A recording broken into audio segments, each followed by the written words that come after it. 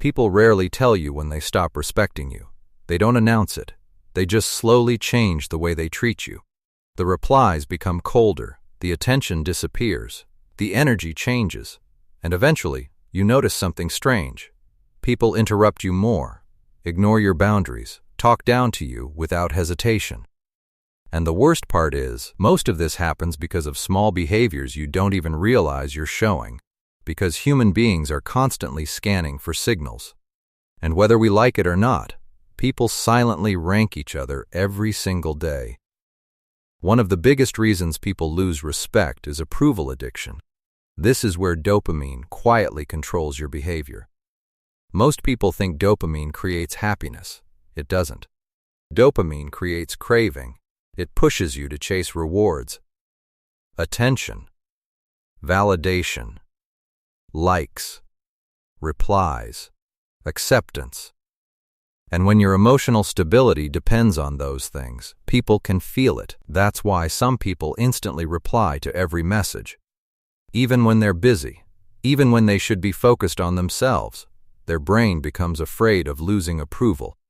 And psychologically, neediness changes how people see you. Confident people enjoy connection. Insecure people depend on it. That difference matters more than most people realize. Because once people sense that you fear rejection, your social value quietly drops, not because people are evil, but because humans naturally respect emotional stability. This goes back to evolutionary psychology. For thousands of years, calm people felt safe. Emotionally reactive people felt unpredictable. That instinct still exists today, and social media made this problem worse. Now people perform for validation constantly, posting for approval, talking for approval, living for approval. And eventually, their identity becomes controlled by other people's reactions. The second habit that destroys respect is over-explaining. This behavior looks harmless, but psychologically, it signals insecurity. Have you ever noticed how confident people speak clearly and stop? But insecure people keep explaining themselves long after nobody asked. They justify every opinion, every decision, every boundary, because silence makes them uncomfortable. And that discomfort reveals something important. They don't fully trust themselves. Over-explaining is often an unconscious attempt to control how people perceive you. But ironically, the more desperately you try to control perception, the weaker you appear. Because confidence doesn't beg to be understood. It simply exists. And the human brain notices this immediately.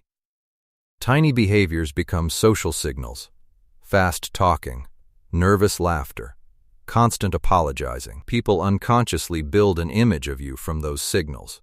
This is why silence is powerful. Silence communicates emotional control. It says, I don't need to force acceptance. And emotionally grounded people naturally command more respect because they are comfortable with uncertainty. Most people are not. But here's the deeper problem. Sometimes the behaviors destroying your respect are not visible to other people first. They become visible to you. Because deep down, your brain always knows when you're betraying yourself. And that leads to the third habit, self-abandonment. This happens when people slowly abandon their real personality just to fit in. They fake reactions, hide opinions, pretend to agree, laugh at things they don't find funny. At first, this feels socially safe, but internally, your brain notices the betrayal. Psychologists call this cognitive dissonance. Your mind becomes stressed when your behavior conflicts with your true feelings. And over time, you stop trusting yourself. That's why fake confidence never lasts, because confidence is not loud behavior. Confidence is self-trust. It's the feeling that your actions match your values. And when that disappears, people sense it, not consciously, but emotionally. This is also connected to neuroplasticity. Your brain rewires itself through repetition. Every time you silence yourself to avoid rejection, you strengthen insecurity. Every time you betray your real thoughts for approval, you weaken your identity. But the opposite is also true. Every honest boundary strengthens self-respect. Every moment of emotional control rewires confidence. Every act of authenticity rebuilds internal stability. And strangely, once you stop abandoning yourself, people begin respecting you differently, not because you demanded it, but because your behavior changed. So here's a simple exercise you can practice today before responding to anyone. Pause for 3 seconds. Before replying. Before apologizing.